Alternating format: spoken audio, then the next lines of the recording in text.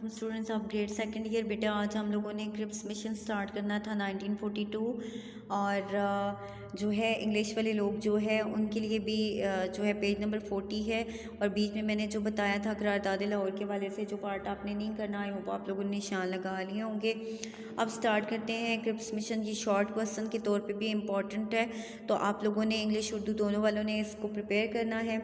Background है उसका, the British had to face some military setbacks during the early years of the World War II, and Japanese forces who were fighting by the side of the Germans were conquering Southeast Asia with such ease that it appeared they might easily overrun India.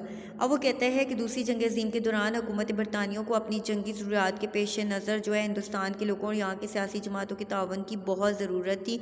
और basically ये था कि Japan जो है वो बहुत ज़्यादा आगे बढ़ आया था और साउथ एशिया जो है उसकी जो है वो उसने साहिली इलाकों पर हमले शुरू कर दिए, और जिसकी वजह से जो है वो मुसलमानों के लिए एक जो है वो एक हिंदुस्तान के लोगों के को जो है वो एक प्रॉब्लम या मुश्किल से दो चार थे। And the government was unable to cope with the war requirement without the help of the Indians. अब वो कहता है कि इस जंग की जो रिक्वायरमेंट्स थी या ज़रूरत के वाले से अगर या इस कोप करना यानी मुकाबला करने के वाले से अगर देखा जाए तो अंग्रेज़ों को हिंदुस्तानियों की ज़रूरत थी। इसलिए sir Stafford Cripps was sent to India by the then Prime Minister of the Britain Sir Winston Churchill to explore possibilities of a compromise with the Indian political parties। अब वो कहता है कि बेसिकली सर स्टेफर्ड क्रिप्स जो हैं उनको भेजा गया क्योंकि विंस्टन चर्चिल जो है वो एक्सप्लोर करना चाहता था।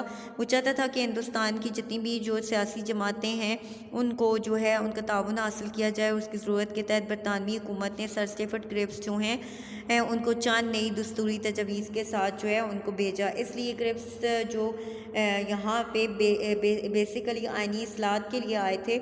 एंड अब वो कहता है कि क्रिप्स रीच इंडिया ऑन 23 मार्च 1942। अब वो कहता है कि क्रिप्स जो है वो 23 मार्च 1942 को जो है वो हिंदुस्तान में आए होल्ड डिस्कशन में लीडर्स, और उसने हिंदुस्तान के जितने भी रहनुमा हैं उनके साथ जो है वो बातचीत की और उसने जो मसाइल थे उनको डिस्कस किया। उसने मुकम्मल तौर पर पूरे हिंदुस्तान का जो है वो विज़िट किया, जायज़े लिए, और ताकि जो है इन प्रॉब्लम्स का हल किया जा सके।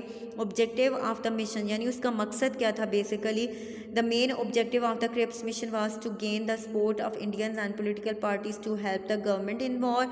यानी बेसिकली जंग के अंदर जो है उसका मकसद ये था कि उसके हिंदुस्तानियों की सपोर्ट हासिल की जाए तमाम पॉलिटिकल पार्टीज़ की, ताकि हिंदुस्तान में किसी किस्म की प्रॉब्लम क्रिएट ना हो। और फिर उसके अलावा हिंदुस्तान की जो आर्मी है उसको भी उसने जंग में यूज़ किया, तो इसलिए वो यहाँ से किसी किस्म की मुखालफत नहीं चाहता था। मीटिंग विद पॉलिटिकल पार्टीज़, इसलिए वो कहता है कि after his arrival to India he meet political leaders. वो सियासी रहनुमाओं से मिला और जो उनके दरमियान में जो डिफरेंसेस थे कांग्रेस और मुस्लिम लीग के दरमियान में उनको कम करने की कोशिश की। Hence on 30 March 1942 he put forward his own recommendations. उन्हें दोनों पार्टियों से मुलाकातें की और 30 मार्च 1942 को उसने अपनी रिपोर्ट पेश कर दी, अपने प्रपोजल्स पेश किए। और वो तजवीज़ जो हैं वो क्या थी, पहला था इस्टेब्लिशमेंट ऑफ कॉन्स्टिट्यूएंट असम्बली यानी मजलिस से कानून साज जो है उसका क़याम। कॉन्स्टिट्यूएंट असम्बली जो है वो कहता है कि consisting of Indian representative shall be formed at the termination of the war that will formulate the constitution of India. अब वो कहता है कि जंग के फ़ौरन खात्मे के बाद, टर्मिनेशन खात्मे के बाद हिंदुस्तानी नुमाइंदों पर मुश्तमिल एक दस्तूर साज असम्बली कायम की जाएगी, यानी कानून बनाने वाली असम्बली कायम की जाएगी, कानून साज इदारा इसका हिंदुस्तान का आइन मुरतब करेगी, जो कि हिंदुस्तान का कॉन्स्टिट्यूशन जो है वो फार्मूलेट करेगी या बनाएगी। मेंबर्स ऑफ कॉन्स्टिट्यूएंट असम्बली यानी उसके जो अरकान है वो क्या होंगे, the members of this legislative assembly will be selected by the members of the provincial assembly. यानी जो मजलिस कानून साज है उसके जो भी मेंबरान होंगे उनको सूबाई असम्बलियाँ जो है वो मुंतखब करेंगी। रिप्रेजेंटेशन ऑफ प्रिंसली स्टेट्स यानी जो प्रिंसली या शाही रियासतें हैं उनकी रिप्रेजेंटेशन जो है नुमाइंदगी जो है वो यकीनी बनाई जाएगी। Prince state will also be given representation in the constituent assembly यानी मजलिस कानून साज जो है उसमें जो देसी रियासतें हैं या शाही रियासतें हैं उनको भी नुमाइंदगी दी जाएगी। फिर आगे थर्ड है रिप्रेजेंटेशन के हवाले से अगर देखा जाए तो इम्प्लीमेंटेशन ऑफ द कॉन्स्टिट्यूशन यानी आइन का नफाज। It was said that the British government shall be responsible for the implementation of the constitution, यानी जो बरतानवी हुकूमत है वो मजाज होगी या वो ज़िम्मेदार होगी इस बात की कि वो जो है इस कानून को या इस आइन को हिंदुस्तान में नाफिज करे। डोमिनियन स्टेटस टू इंडिया, अब वो कहता है हिंदुस्तान में जो डोमिनियन स्टेटस है या उसके वाले से अगर बात की जाए, the union of India will be given dominion status and this implied complete internal independence with in the framework of the British Commonwealth. अब वो कहता है कि डोमिनियन का दर्जा दिया जाएगा, नौ बादियात का दर्जा हिंदुस्तान को दिया जाएगा और इसमें बरतानिया की जो मुदाखलत है उसको कम किया जाएगा। अब जो तजवीज़ हैं, अब इसमें फोर्थ और जो हमारे पास थर्ड आ रहा है वो कंबाइन जो है वो दिया हुआ है यहाँ पे उर्दू वालों के पास।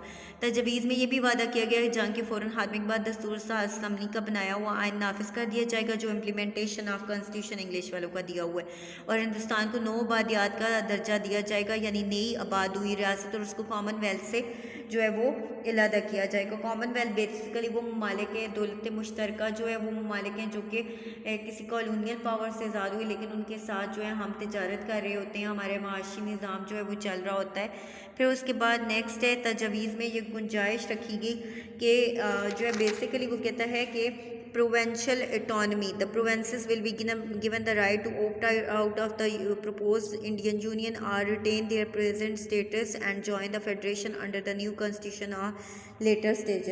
तजवीज़ में ये भी जो गुंजाइश थी वो रखी गई थी कि एक बार ज़्यादा सूबे एक नए आइन के तहत वफाक में शामिल होना चाहें तो उन्हें अपनी अलग हैसियत बरकरार रखने और वफाक से बाहर रहने का हक हासिल होगा। ठीक है, उसके बाद वो कहता है कि अवॉइडिंग कॉन्स्टिट्यूशनल डेवलपमेंट, यानी जो प्रपोज़ल है उसके मुताबिक जो भी कॉन्स्टिट्यूशनल डेवलपमेंट है उसको अवॉइड किया जाना या उसको जो है वो उसके अंदर पेशरफ जो है ना होना। इसलिए वो कहता है कि according to Cripps proposal no amendments were to be made to the present constitution during the war. अब वो कहता है कि क्रिप्स में ये भी कहा गया था कि दौरान जंग किसी किस्म की पेशरफ नहीं की जाएगी और हिंदुस्तान के दफाई उमूर से मुतालिक तमाम जिम्मेदारियाँ बदस्तूर हुकूमत बरतानिया के पास रहेंगी। अब पॉइंट नंबर 6 जो है वहाँ तक पॉइंट नंबर 1 2 3 4 उर्दू के हिसाब से दिए हुए हैं। इससे नीचे जो क्रिप्स तजवीज़ में कहा गया था ये वाला जो है ये उर्दू वालों के पास पॉइंट की सूरत में नहीं दिया गया, लेकिन यह है कि आप उसको उस तरह से लिखना चाहते हैं तो लिख सकते हैं। फिर उसके बाद है responsibility of defence matters, the British government would retain the control of defence of India, यानी जो बरतानवी हुकूमत है उसने जो दिफाई अमूर हैं उनको उनके मुतालिक भी जिम्मेदारियाँ बदस्तूर अपने पास रखी और हुकूमत बरतानिया के पास ही वो जो है वो रही।